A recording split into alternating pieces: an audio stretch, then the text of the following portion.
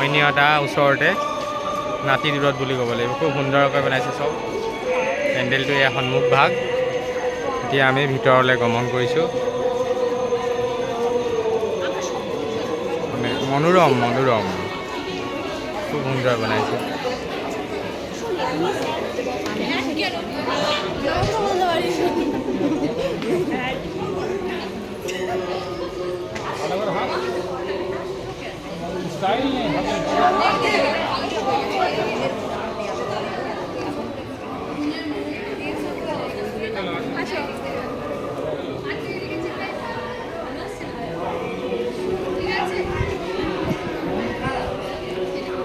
বহুত প্ৰকাণ্ড বুলি ক'ব লাগিব। চাওক কি সুন্দৰকৈ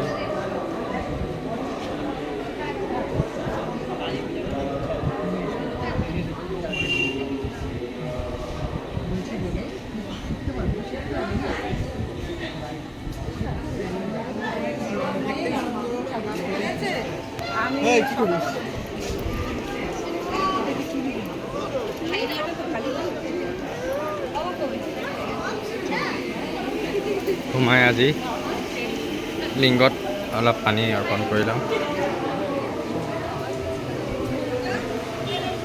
ওম নমঃ শিৱায়।